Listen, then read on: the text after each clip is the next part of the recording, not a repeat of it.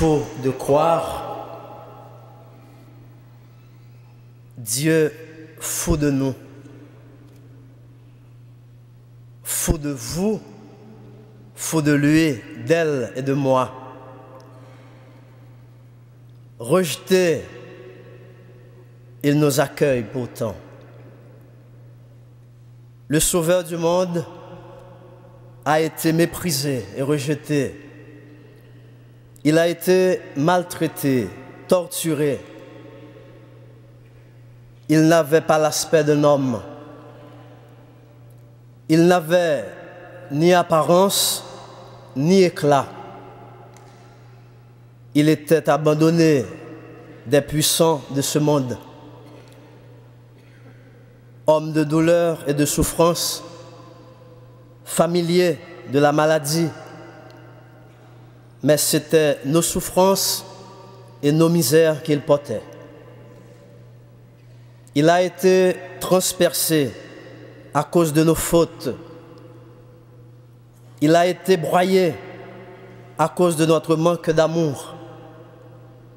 Abandonné et ridiculisé sur une croix, la croix de la malédiction, cette croix sur laquelle il est librement monté pour dire son amour, non seulement aux Juifs, mais aussi au monde entier.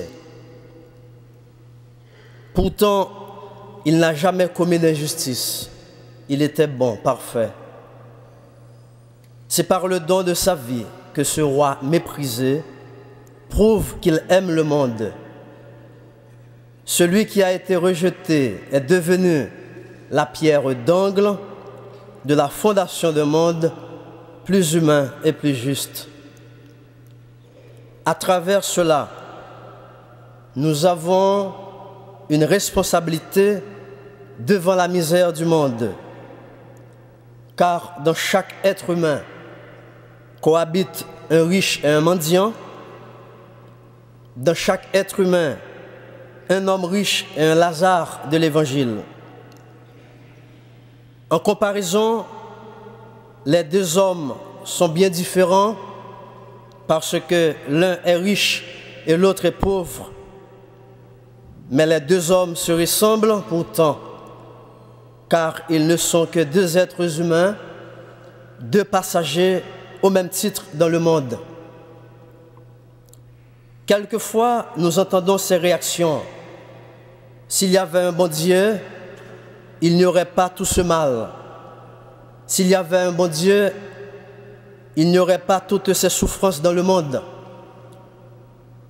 Devant tant de malheurs et de misère, certaines personnes se révoltent contre Dieu et finissent par se comporter comme si Dieu n'existait pas. Nous ne prenons pas toujours conscience de notre part de responsabilité dans les situations actuelles du monde. L'on accuse l'autre comme étant le responsable. Pourtant, c'est moi, c'est vous, c'est l'humanité entière, responsable et coupable.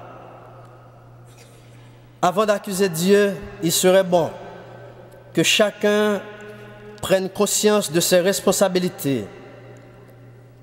N'oublions pas qu'à travers les exclus de notre société, c'est le Christ qui continue d'être bafoué et rejeté, car le rendez-vous le plus important de notre vie nous attend à travers ces êtres humains méprisés.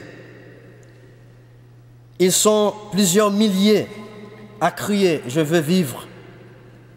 Ils sont plusieurs millions à crier « Respectez mes droits ». Ils sont plusieurs millions à crier « Détruisez les chars, faites taire les bombes, construisez un monde solidaire et fraternel ». Ils sont plusieurs millions à crier « Ne dépouillez pas le faible et les petits ». Ils sont plusieurs millions à crier « Construisez un monde où l'être humain est placé avant l'économie ». Ils sont plusieurs millions à crier « Respectez l'être humain, tout être humain, quel qu'il soit ». Ils sont plusieurs millions à crier « Justice pour tous, pour le fort comme pour le faible ».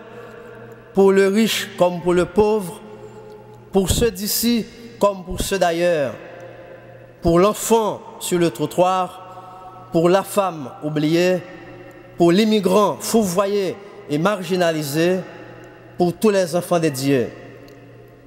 Heureusement, Jésus-Christ, le rejeté, communie à nos souffrances pour les transformer en joie indescriptible. Chantons ensemble l'homme de Galilée.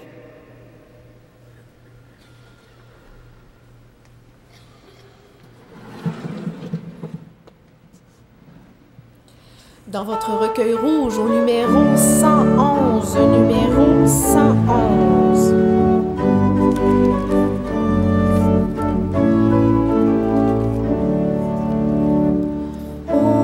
On raconte qu'un homme un jour en Galilée, on raconte qu'un homme parlait de liberté.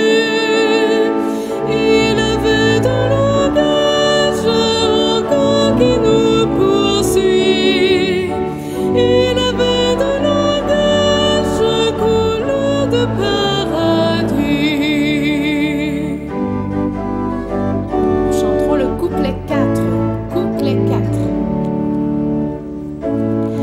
Il est mort en justice, rêvant de liberté. Il est mort en justice pour tout recommencer. Il avait un langage encore qui nous poursuit. Il avait un langage couleur de paradis.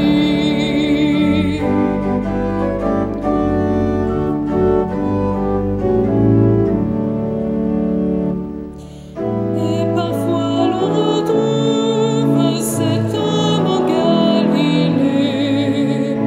Et parfois l'on retrouve la force de s'aimer. Il avait un langage encore qui nous poursuit. Il avait un langage couleur de paradis.